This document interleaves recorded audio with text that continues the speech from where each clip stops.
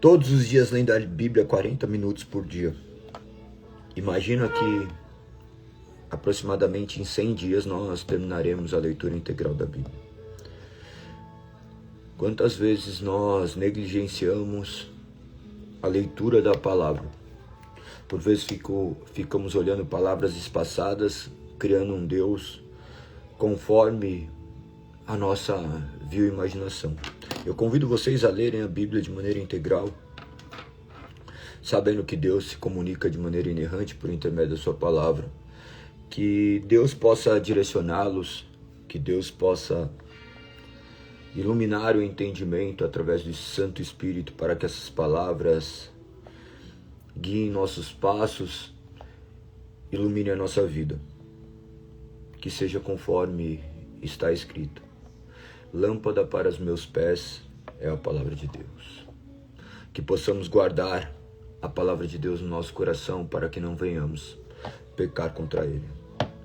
Que o nome do Senhor seja exaltado e glorificado hoje e eternamente. Amém. Que o nome do Senhor seja exaltado. Vamos para mais um dia. Bom dia a todos. Não se esqueça de mandar para o máximo de pessoas que você puder essa live, para que mais pessoas tenham acesso à palavra. Estamos em Atos capítulo 17. Nosso dia hoje é o dia 85, nossa live de número 486. Capítulo 17 diz assim: Então Paulo e Silas passaram pelas cidades de Anfípolis e Apolônia. Chegaram a Tessalônica, onde havia uma sinagoga judaica. Como era costume, Paulo foi à sinagoga durante os 3 sábados seguidos. Discutiu as escrituras com o povo, explicou as profecias e provou que era necessário o Cristo sofrer e ressuscitar dos mortos. Esse Jesus de que lhes falo é o Cristo, disse ele. Alguns dos judeus que o ouviam foram convencidos e se uniram a Paulo e Silas, bem como muitos gregos tementes a Deus, e várias mulheres de alta posição. Alguns judeus, porém, ficaram com inveja, reuniram alguns dos ordeiros desocupados e, com a multidão, começaram um tumulto. Invadiram a casa de Jason, em busca de Paulo e Silas, para entregá-los ao conselho da cidade.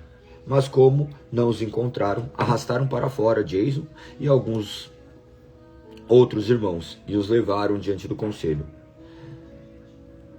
Gritavam: aqueles que têm causado transtorno no mundo todo, agora estão aqui, perturbando nossa cidade, e Jason os recebeu em sua casa. São todos culpados de traição contra César, pois afirmam que existe um outro rei, um tal de Jesus. Ao ouvir isso, o povo da cidade e o conselho se agitaram. Então os oficiais obrigaram Jason e outros irmãos a pagarem fiança. Depois os soltaram.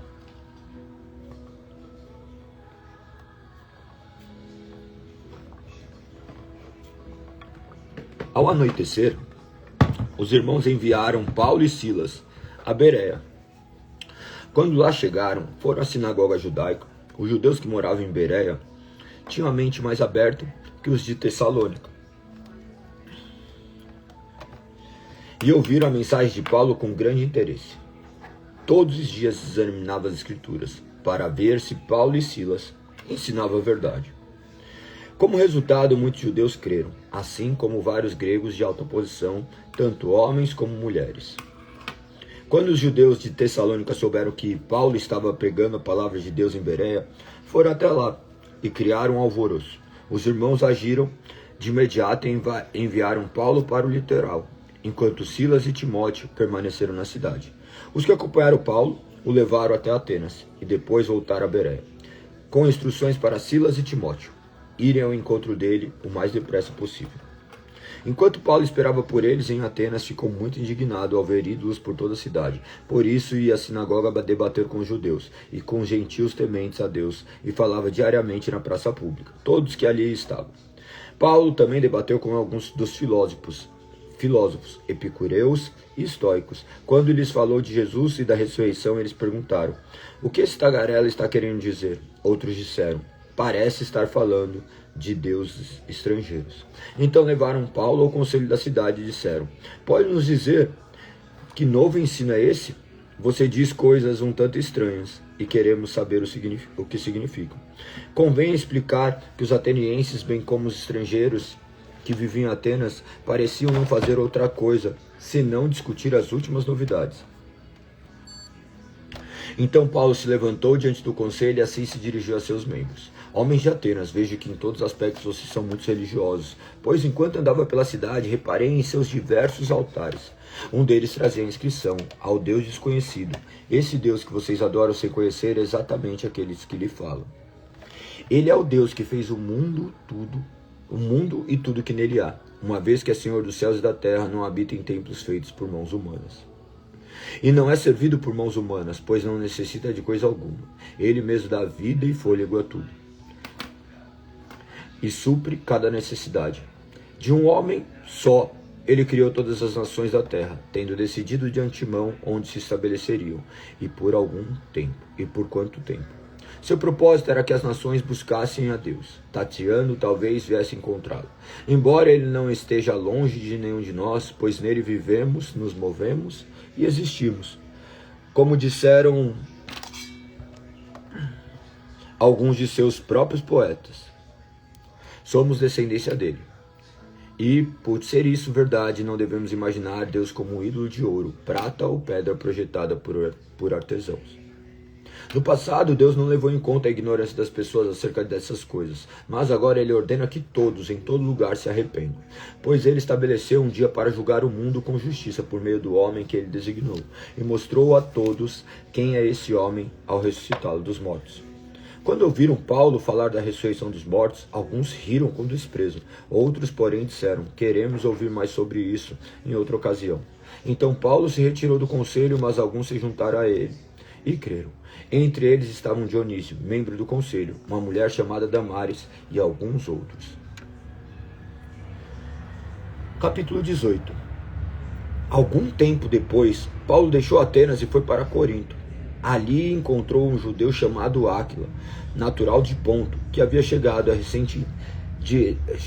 recentemente da Itália com sua esposa Priscila. Depois que Cláudio César expulsou todos os judeus de Roma, Paulo foi morar e trabalhar com eles, pois eram fabricantes de tendas. Como ele. Todos os sábados, Paulo ia à sinagoga, buscava convencer tanto judeus como gregos. Depois que Silas e Timóteo chegaram na Macedônia, Paulo se dedicou totalmente à pregação da palavra e testemunhava aos judeus que Jesus era o Cristo. Mas, quando eles se opuseram a Paulo e o insultaram, ele sacudiu o pó da roupa e disse: vocês são responsáveis por sua própria destruição. Eu sou inocente, de agora em diante pregarei aos gentios. Então saiu dali e foi à casa de Tício, justo, um gentil temente a Deus, que morava ao lado da sinagoga. Crispo, o líder da sinagoga, e toda a sua família creram no Senhor. Muitos outros em Corinto também ouviram Paulo, creram e foram batizados. Certa noite, o Senhor falou a Paulo numa visão: não tenha medo, continue a falar e não se cale, pois estou com você e ninguém atacará nem lhe fará mal, porque muita gente nessa cidade me pertence. Então Paulo permaneceu ali 1 ano e meio, ensinando a palavra de Deus. Quando Galho se tornou governador da Acaia, alguns judeus se levantaram contra Paulo e o levaram diante do governador para ser julgado. Eles o acusaram de convencer as pessoas a adorar Deus de maneira contrária à lei judaica. Mas assim que Paulo começou a apresentar sua defesa, Galho se voltou para os acusadores e disse: ouçam, judeus, se sua queixa envolvesse algum delito ou crime grave, eu teria motivo para aceitar o caso. Mas como se trata apenas de uma questão de palavras e nomes de sua lei, resolvam isso vocês mesmos. Recuso-me a julgar essas coisas. E os expulsou do tribunal. A multidão agarrou Sóstenes, o novo líder da sinagoga, e o espancou ali mesmo, no tribunal. Galho, no entanto, não se importou com isso.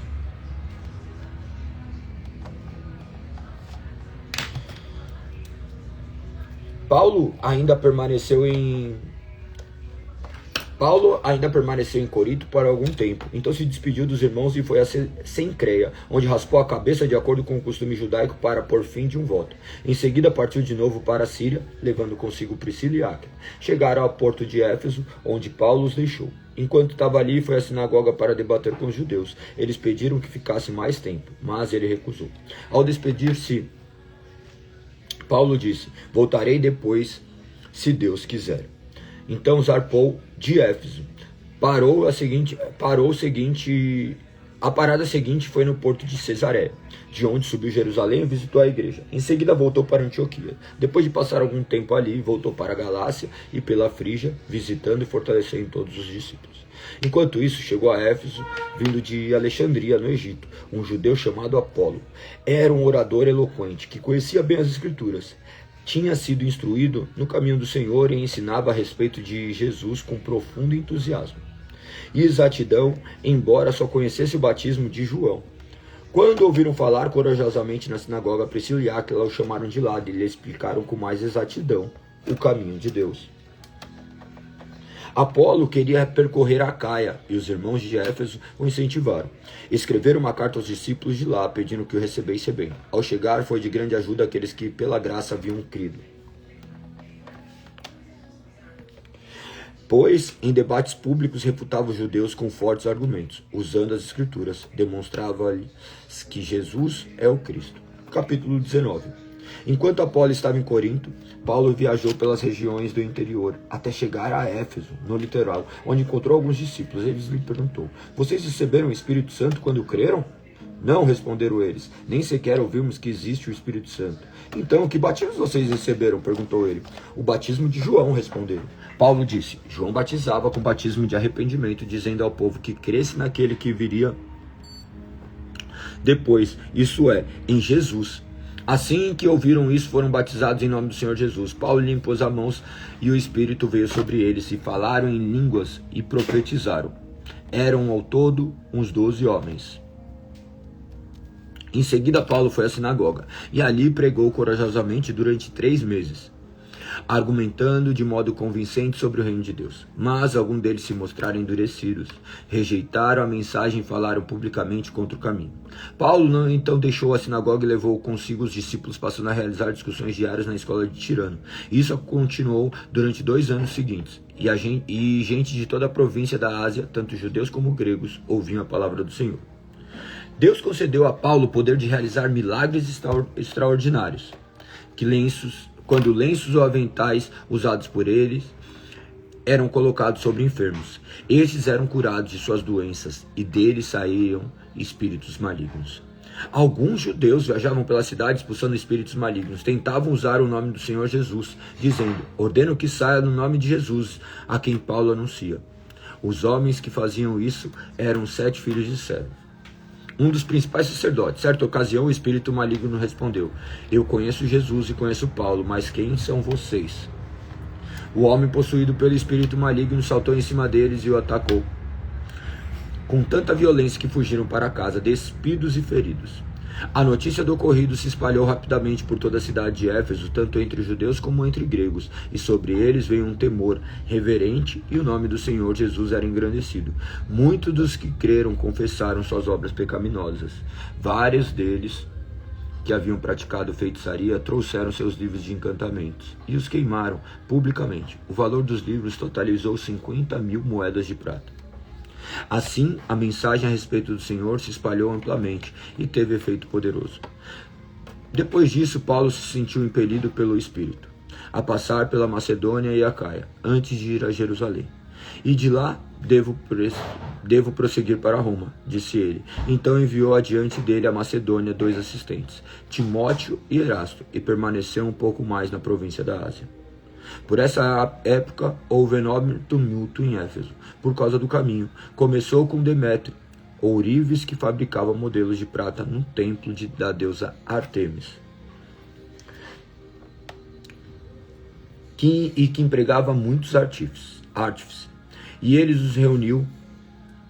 os reuniu a outros que trabalhavam em ofícios semelhantes e disse: senhores, vocês sabem que nossa prosperidade vem deste empreendimento, mas como vocês viram, e ouviram, esse sujeito, Paulo, convenceu muita gente de que seus deuses feitos por mãos humanas não são deuses de verdade. Fez isso não apenas aqui em Éfeso, mas em toda a província.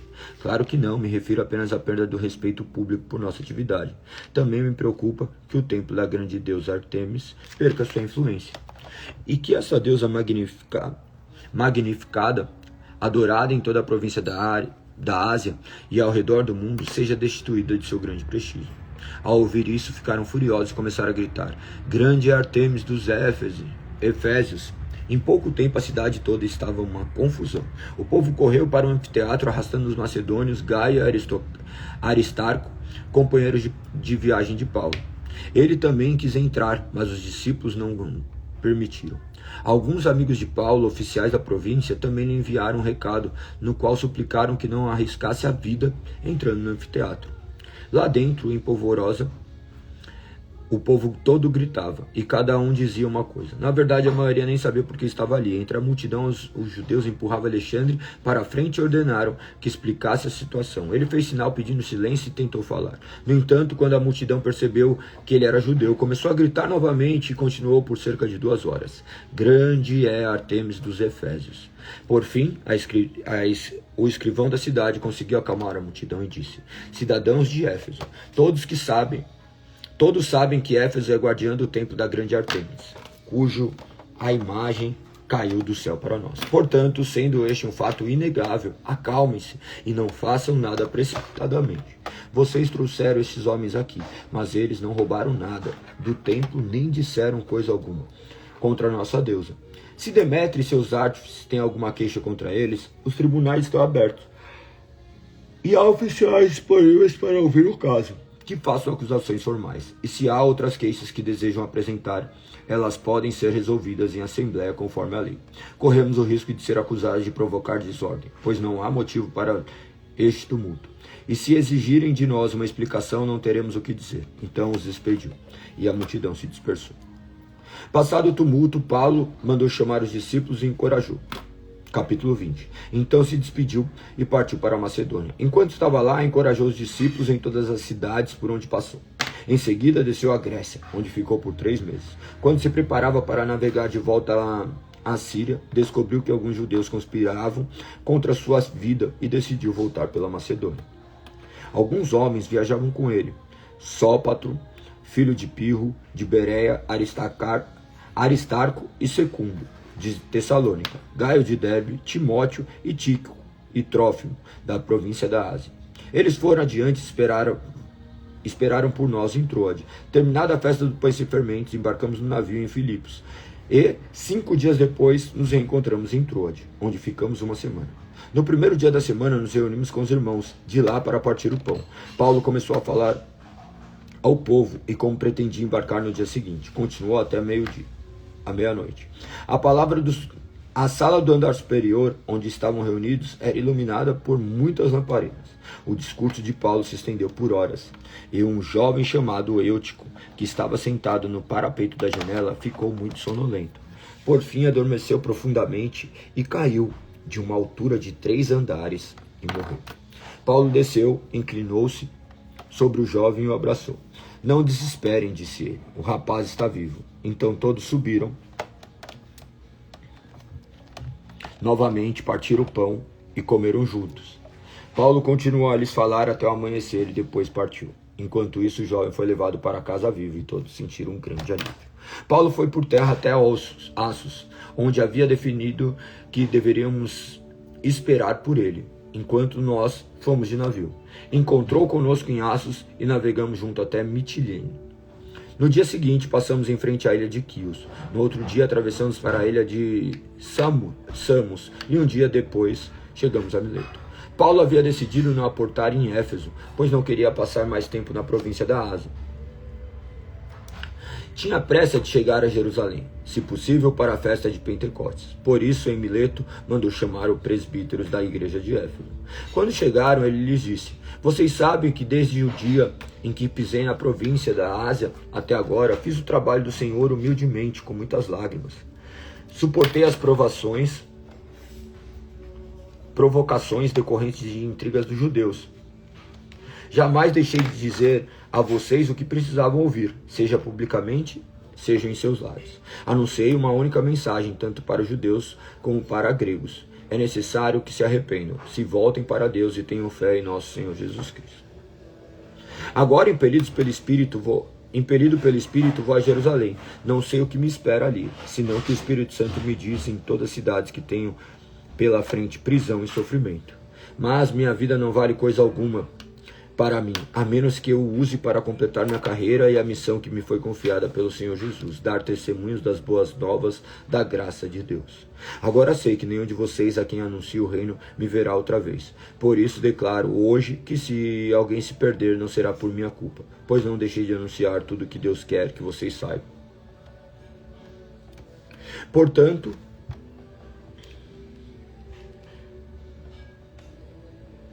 cuide de si mesmos e do rebanho sobre o qual o Espírito Santo os colocou como bispos, a fim de pastorearem sua igreja, comprada com seu próprio sangue. Sei que depois de minha partida surgirão em seu meio falsos mestres, lobos ferozes que não pouparão o rebanho. Até mesmo entre vocês se levantarão homens que distorcerão a verdade,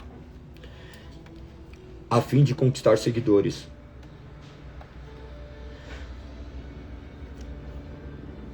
Portanto, vigie, lembre-se dos 3 anos que estive com vocês, de como, dia e noite, nunca deixei de aconselhar, com lágrimas, cada um de vocês.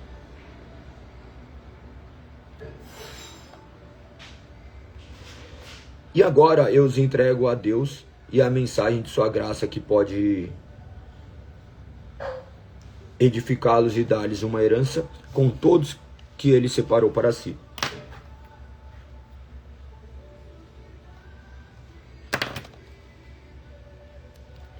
Jamais cobicei a prata, o ouro ou as roupas de alguém. Vocês sabem que essas minhas mãos trabalharam para prover as minhas necessidades e as dos que estavam comigo. Fui exemplo constante de como podemos com trabalho árduo ajudar os necessitados, lembrando as palavras do Senhor Jesus. Há bênção maior em dar que em receber. Quando Paulo terminou de falar, ajoelhou-se e orou com eles. Todos choraram muito, enquanto se despediam dele com abraços e beijos. O que mais os entristeceu foi ele ter dito nunca mais os veria. Então eles os acompanharam até o navio. Capítulo 21. Depois de nos despedirmos, navegamos em direção à ilha de Cos. No dia seguinte, chegamos a Rhodes e então a Pátara. Ali embarcamos no navio que partia para a Fenícia. Avistamos a ilha de Chifre, passamos por ela à nossa esquerda e aportamos em Tiro, na Síria, onde o navio deixaria sua carga. No desembarque encontramos os discípulos que ali viviam e ficamos com eles por uma semana. Pelo Espírito, eles advertiam Paulo de que não fosse a Jerusalém. Ao fim de nosso tempo ali, voltamos ao navio, e toda a congregação, incluindo mulheres e crianças, saiu da cidade e nos acompanhou até a praia. Ali nos ajoelhamos, oramos e nos despedimos. Então subimos a bordo e eles voltaram para casa. Depois que partimos de Tiro, chegamos a Ptolemaida, onde saudamos os irmãos e passamos um dia. No dia seguinte, prosseguimos para Cesareia e nos hospedamos na casa de Felipe, o evangelista, um dos 7 que tinham servido na igreja em Jerusalém. Ele tinha 4 filhas solteiras que profetizavam. Muitos dias depois, chegou da Judéia um profeta chamado Ágabo. Ele veio ao nosso encontro, topou o cinto de Paulo e com ele amarrou os próprios pés e as mãos. Em seguida disse, o Espírito Santo declara, assim o dono desse cinto será amarrado pelos judeus em Jerusalém e entregue aos gentios. Ao ouvir isso, nós e os irmãos dali suplicamos que Paulo não fosse a Jerusalém. Ele, porém, disse, por que todo esse choro? Assim vocês me partem o coração. Estou pronto não apenas para ser preso em Jerusalém, mas para morrer pelo Senhor Jesus. Quando ficou evidente que não conseguiríamos fazê-lo, mudar de ideia, desistimos e dissemos, que seja feita a vontade do Senhor. Depois disso, arrumamos nossas coisas e partimos para Jerusalém.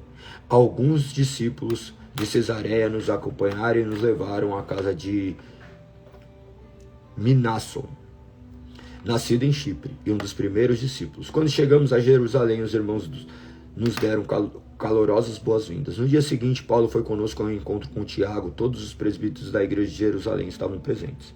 Depois que Paulo os cumprimentou, relatou em detalhes o que Deus havia realizado entre os gentios por meio de seu ministério. Quando ouviram isso, louvaram a Deus e disseram: você sabe, irmão, quantos milhares de judeus também creram, e todos eles seguem à risca a lei de Moisés. Mas eles foram informados de que você ensina todos os judeus que vivem entre os gentios a abandonarem a lei de Moisés. Ouviram que você os instruiu a não circuncidarem os filhos, nem seguir os costumes judaicos. Que faremos? Certamente eles saberão que você chegou. Queremos que você faça o seguinte: temos aqui 4 homens que cumpriram o voto. Vá com eles ao templo e participe da cerimônia de purificação. Pague as despesas para realizar o ritual de raspar a cabeça. Então todos saberão que os rumores são falsos e que você mesmo cumpre as leis judaicas. Quanto aos convertidos gentios devem fazer aquilo que pedimos por carta: abster-se de comer alimentos oferecidos a ídolos e de consumir o sangue ou carne de animais estrangulados e de praticar a imoralidade sexual. No dia seguinte, Paulo se purificou junto com aqueles homens e entrou no templo. Declarou quando terminariam os dias da purificação e quando seria oferecido o sacrifício em favor deles.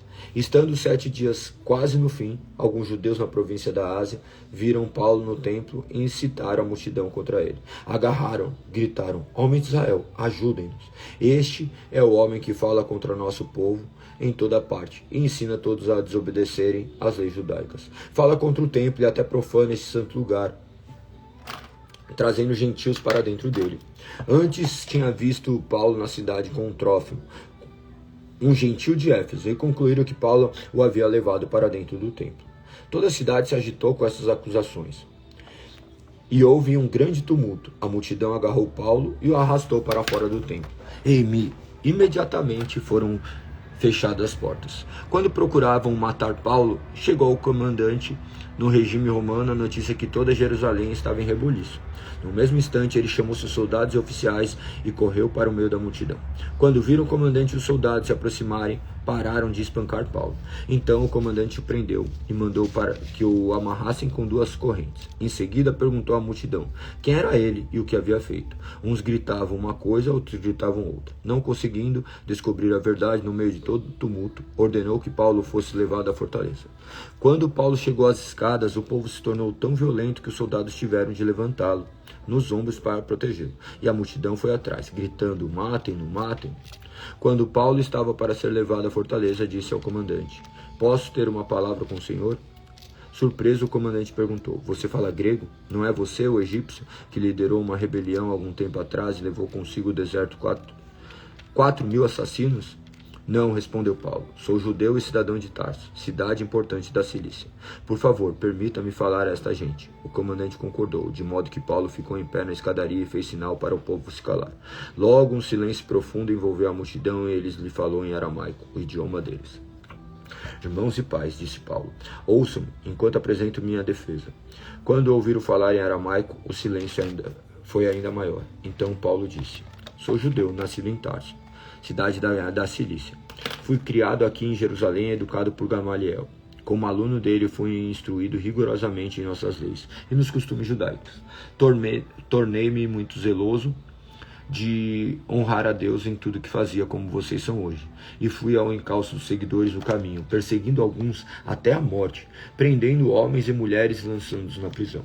O sumo sacerdote e todo o conselho dos líderes do povo podem confirmar isso. Recebi deles cartas para os nossos irmãos judeus em Damasco, que me autorizavam a trazer os seguidores do caminho de lá para Jerusalém em cadeias para serem castigados. Quando me aproximava de Damasco por volta do meio-dia, de repente uma luz muito intensa brilhou ao meu redor. Caí no chão e ouvi uma voz que me disse: Saulo, Saulo, por que você me persegue? Quem és tu, Senhor? Perguntei. E a voz respondeu: sou Jesus, o Nazareno, a quem você persegue. Os que me acompanhavam viram a luz, mas não entenderam a voz daquele que falava comigo. Então perguntei: que devo fazer, Senhor? O Senhor me disse: levante-se e entre em Damasco, onde lhes dirão tudo o que você deve fazer. A luz intensa havia me deixado cego, e meus companheiros tiveram que me levar pela mão a Damasco. Vivia ali Ananias, um homem devoto, dedicado à lei. muito respeitado por todos os judeus da cidade, ele veio, colocou ao meu lado e disse: irmão Saulo, volte a enxergar. Naquele mesmo instante pude ver. Então ele disse: o Deus de nossos antepassados escolheu você para conhecer a vontade dele, para ver o justo, ouvir e ouvi-lo falar. O que está esperando? Levante-se, seja batizado, fique limpo de seus pecados, invocando o nome do Senhor. Depois que voltei a Jerusalém, estava orando no templo, tive uma visão no qual o Senhor me dizia: depressa, saia de Jerusalém, pois o povo daqui não aceitará seu testemunho a meu respeito. Eu respondi: Senhor, sem dúvida eles sabem que em cada sinagoga eu aprendi e açoitava aqueles que criam em ti. E quando Estevão, tua testemunha, foi morto, eu estava inteiramente de acordo. Fiquei ali. Guardei os mantos dele, que eles tiraram quando foram apedrejados. Mas o Senhor me disse: vá, pois eu enviarei para longe, para os gentios. A multidão ouviu Paulo, até ele dizer essas palavras. Então começaram a gritar: fora com esse sujeito, ele não merece viver. Gritavam, arrancavam seus mantos e jogavam poeira para o alto. O comandante trouxe Paulo para dentro e ordenou que ele fosse açoitado e interrogado, a fim de descobrir por que a multidão tinha ficado tão furiosa. Quando amarraram Paulo para açoitá-lo, ele disse ao oficial que estava ali: a lei permite açoitar um cidadão romano sem que ele tenha sido julgado? Ao ouvir isso, o oficial foi ao comandante e perguntou: o que o senhor está fazendo? Este homem é cidadão romano. O comandante perguntou a Paulo: diga-me, você é cidadão romano? Ele respondeu: sim, eu sou. Eu também, disse o comandante, e paguei caro por minha cidadania. Paulo respondeu: mas eu sou cidadão de nascimento. Quando os soldados que estavam prestes a interrogar Paulo ouviram que ele era cidadão romano, retiraram-se de imediato. Até mesmo o comandante ficou com medo ao saber que Paulo era cidadão romano, pois tinha mandado amarrá-lo. No dia seguinte, o comandante ordenou que os principais sacerdotes se reunissem com o conselho dos líderes do povo. Queria descobrir exatamente qual era o problema. Por isso, soltou Paulo e mandou que o trouxessem diante dele. Paulo olhou fixamente para o conselho dos líderes do povo e disse: irmãos, tenho vivido diante de Deus com a consciência limpa. No mesmo instante, o sumo sacerdote Ananias ordenou aos que estavam perto de Paulo que lhe dessem um tapa na boca.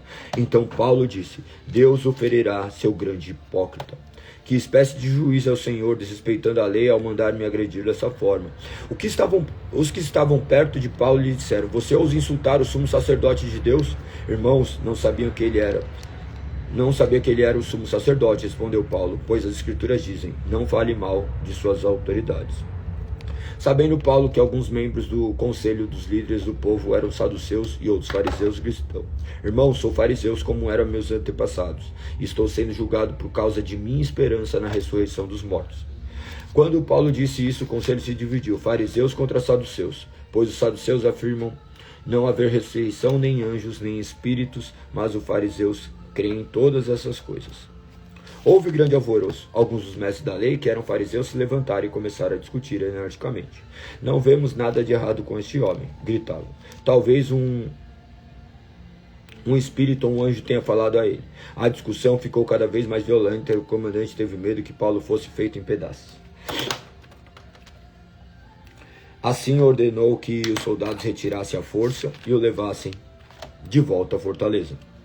Naquela noite o Senhor apareceu a Paulo e disse: tenha ânimo, Paulo, assim como você testemunhou a meu respeito aqui em Jerusalém, deve fazê-lo também em Roma. Na manhã seguinte, alguns judeus se juntaram para conspirar, jurando solenemente que não comeriam nem beberiam antes de matar Paulo. A conspiração envolveu mais de 40 homens. Foram os principais sacerdotes e os líderes do povo, e lhe disseram: juramos solenemente, sob pena de castigo divino, que não comeremos nem beberemos antes de matar Paulo. Agora peçam, vocês e o conselho dos líderes do povo, que o comandante traga Paulo de volta ao conselho. Finjam que os senhores desejam examinar o caso com mais detalhes, nós os mataremos no caminho. Contudo, o sobrinho de Paulo, filho de sua irmã, soube do plano deles e foi à fortaleza contar a seu tio. Então Paulo mandou chamar um dos oficiais romanos e disse: leve este rapaz ao comandante, ele tem algo importante para lhes contar. O oficial levou o comandante e explicou: o preso Paulo me chamou e pediu que eu trouxesse ao senhor este rapaz, pois ele tem algo a lhe contar. O comandante tomou o rapaz pela mão e o levou à parte. O que você quer me dizer? Perguntou. O sobrinho de Paulo respondeu: alguns judeus pediram que o senhor apresente Paulo diante reunião do conselho de amanhã, fingindo que desejam obter mais informações. Não acredite neles. Há mais de 40 homens emboscados para matar Paulo. Juraram solenemente sob a pena de castigo divino que não comeriam nem beberiam antes de matá-lo. Estão de prontidão apenas esperando sua permissão. O comandante despediu o rapaz e o advertiu: não deixe ninguém saber que você me contou isso. Então o comandante chamou 2 de seus oficiais e ordenou: prepare-se 200 soldados para partir a Cesareia hoje às 9 da noite. Levem também 200 lanceiros e 70 soldados a cavalo. Providenciem um cavalo para Paulo e levem-no em segurança ao governador Félix. Em seguida, escreveu a seguinte carta ao governador: de Cláudio Licias ao excelente governador Félix, saudações. Este homem foi capturado por alguns judeus que estavam prestes a matá-lo quando cheguei com meus soldados. Ao ser informado de que ele era cidadão romano, transferi para um lugar seguro. Então levei diante do Conselho Supremo dos Judeus para investigar o motivo das acusações. Não demorei a descobrir que ele era acusado de algo relacionado à lei religiosa, sem dúvida nada que justificasse a pena de morte ou mesmo prisão. Fui informado, porém, de uma conspiração para matá-lo e enviei de imediato ao Senhor. Também informei aos acusadores que devem apresentar suas denúncias diante do Senhor. Naquela noite, os soldados cumpriram as ordens que haviam recebido e levaram Paulo até Patríde. Voltaram à fortaleza na manhã seguinte, enquanto a cavalaria prosseguiu com ele. Quando chegaram a Cesareia, apresentaram Paulo e a carta ao governador Félix. O governador leu a carta e perguntou a Paulo de que província ele é. Da Cilícia, respondeu Paulo. Ouvirei seu caso pessoalmente quando seus acusadores chegarem, disse o governador. Em seguida ordenou que Paulo fosse mantido na prisão do palácio que Herodes havia construído. Capítulo 24. 5 dias depois, o sumo sacerdote Ananias chegou com alguns dos líderes do povo e um advogado, chamado Tértulo, para exporem ao governador sua causa contra Paulo.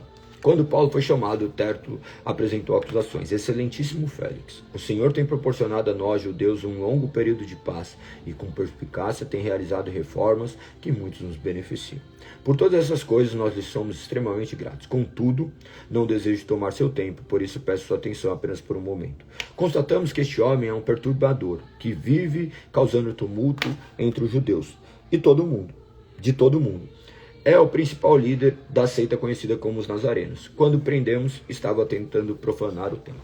Nós queríamos julgá-lo de acordo com nossa lei, mas Licias, o comandante do regimento, usou de força e o tirou de nossas mãos, e ordenou a nós, os acusadores, que nos apresentássemos perante o Senhor. Nossas acusações poderão ser confirmadas quando o Senhor interrogar Paulo pessoalmente. Os outros judeus concordaram e declararam ser verdadeiro o que Tértulo tinha dito. Quando Paulo recebeu um sinal do governador para falar, disse: sei que o Senhor tem julgado questões dos judeus há muitos anos e, portanto, apresento a minha defesa em bom grado. O Senhor poderá verificar com facilidade que cheguei a Jerusalém, não mais que 12 dias atrás, para adornar no templo. Meus acusadores não me encontraram discutindo com ninguém no templo, nem causando tumulto em nenhuma sinagoga, nem nas ruas da cidade. Eles não podem provar as acusações que fazem contra mim. Reconheço, porém, que sou seguidor do caminho, que eles chamam de seita. Adoro o Deus de nossos antepassados e creio firmemente na lei judaica e em tudo que está escrito nos profetas. Tenho em Deus a mesma esperança destes homens, de que ele ressuscitará tanto os justos como os injustos. Por isso procuro sempre manter a consciência limpa diante de Deus e dos homens. Depois de estar ausente por vários anos, voltei a Jerusalém com dinheiro para ajudar meu povo e apresentar ofertas. Meus acusadores me viram no templo depois que completei a minha cerimônia de purificação. Não havia multidão nenhuma ao meu redor e nenhum tumulto.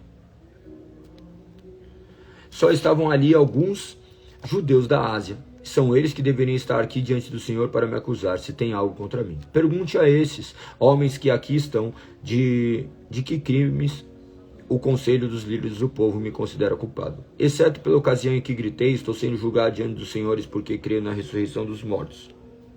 Neste momento, Félix, que tinha bastante conhecimento sobre o caminho, interrompeu a audiência e disse: esperem até Lísias, o comandante do regimento, chegar. Então decidirei o caso de vocês.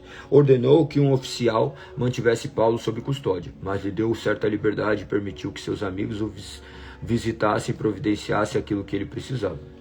Alguns dias depois, Félix voltou com sua esposa, Drúxila, que era judia. Mandou chamar Paulo e os dois ouviram enquanto ele lhes falava a respeito da fé em Cristo. Quando Paulo passou a falar da justiça divina, do domínio próprio e do dia do juízo que estava por vir, Félix teve medo e disse: pode ir, por enquanto. Quando for mais conveniente, mandarei chamá-lo outra vez. Félix também esperava que Paulo oferecesse dinheiro, de modo que mandava buscá-lo com frequência e conversava com ele. Assim se passaram 2 anos, e Félix foi sucedido por Pórcio Festo. E uma vez que Félix desejava obter simpatia dos judeus, manteve Paulo na prisão. 3 dias depois que Festo chegou a Cesareia para assumir suas novas responsabilidades no governo da província, partiu para Jerusalém, onde os principais sacerdotes e outros líderes judeus se reuniram com ele e lhes apresentaram as acusações contra Paulo. Pediram a Festo, como favor, que transferisse Paulo para Jerusalém, pois planejavam armar uma emboscada para matá-lo no caminho. Festo respondeu que Paulo estava em Cesareia e que ele próprio voltaria para lá em breve. Alguns de vocês que têm autoridade, voltem comigo, disse ele. Se Paulo tiver feito algo errado, vocês poderão apresentar suas acusações. 8 ou 10 dias depois, Festo voltou para Cesareia no dia seguinte. Convocou o tribunal e mandou que trouxessem Paulo. Quando Paulo chegou, os líderes judeus vindos de Jerusalém se juntaram ao seu redor e fizeram várias acusações graves que não podiam provar. Paulo se defendeu: não sou culpado de nenhum crime contra as leis judaicas, nem contra o templo, nem contra o governo romano. Então Festo, querendo agradar os judeus, perguntou: você está disposto a ir a Jerusalém e ali ser julgado diante de mim? Paulo respondeu: este é um tribunal oficial romano, portanto devo ser julgado aqui mesmo. O senhor sabe muito bem que não fiz nenhum mal aos judeus. Se fiz algo que merece pena de morte, não me recuso a morrer. Mas se sou inocente, ninguém tem o direito de me entregar a estes homens. Eu apelo para César. Festo consultou seus conselheiros e por fim respondeu: muito bem, você apelou para César, então irá para César. Alguns dias depois, o rei Agripa chegou com sua irmã Berenice para visitar Festo. Durante a estada deles, que durou vários dias, Festo discutiu o caso de Paulo com o rei. Tenho aqui o prisioneiro que Félix deixou para mim, disse ele. Quando estive em Jerusalém, os principais sacerdotes e líderes judeus apresentaram acusações contra ele e pediram que eu condenasse. Eu lhes disse que a lei romana não condena ninguém sem julgamento. O acusado deve ter a oportunidade de confrontar seus acusadores e se defender. Quando eles vieram aqui para julgamento, não me demorei. Convoquei o tribunal logo. No dia seguinte, mandei chamar Paulo. Os judeus, porém, não o acusaram de nenhum crime que eu esperava. Ao contrário, era algo relacionado à sua religião e um morto chamado Jesus, que Paulo insiste que está vivo. Sem saber como investigar essas questões, perguntei a Paulo se estava disposto a ir a Jerusalém e ali ser julgado por essas acusações, mas ele apelou ao imperador para que julgasse seu caso. Por isso ordenei que fosse mantido sob custódia até eu tomar as providências necessárias para enviá-lo a César. Então Agripa disse a Festo: gostaria de ouvir esse homem pessoalmente. E Festo respondeu: amanhã poderá ouvi-lo. No dia seguinte, Agripa e Berenice chegaram à sala de audiência com grande pompa, acompanhados de oficiais militares e homens importantes da cidade. Festo mandou trazer Paulo e em seguida disse: rei Agripa e demais presentes, este homem cuja morte é exigida pelos judeus tanto aqui como de Jerusalém, em minha opinião, ele não fez coisa alguma para merecer a morte. Contudo, uma vez que apelou para o imperador para que julgue seu caso, decidi enviá-lo a Roma. Não sei, porém, o que escrever ao imperador, pois não há nenhuma acusação clara contra ele. Por isso eu o trouxe hoje diante dos senhores, especialmente do rei Agripa, para que, depois de o interrogarmos, eu tenha algo para escrever. Pois não faz sentido enviar um prisioneiro ao imperador sem especificar as acusações contra ele. Somente até aqui. Terminamos dessa forma o dia 85. Do capítulo 17 ao 25. Amanhã será o dia 487. Dia 27 do 3 do 26. Live de número 86. Do capítulo 26 em diante. Dessa forma, terminamos mais uma leitura das Sagradas Escrituras. Que Deus seja louvado, engrandecido e adorado.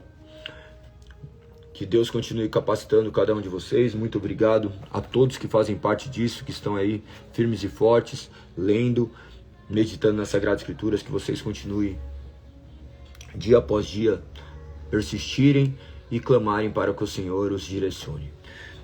Tamo junto, até amanhã, que Deus seja louvado. E, se Deus permitir, estaremos juntos mais um dia, 5h59 da manhã. Lembrando que sexta-feira nós temos na igreja um encontro de homens e mulheres e jovens também. Então, se você quiser fazer parte, me manda um direct que eu passo maiores informações. É mais para as pessoas que já fazem parte ali, mas vocês que estão aqui todos os dias. É uma excelente oportunidade, porque ficam em ambientes separados e cada um vai ter a oportunidade ali de conversar acerca de uma série de questões que são bem pertinentes para o desenvolvimento do caráter cristão.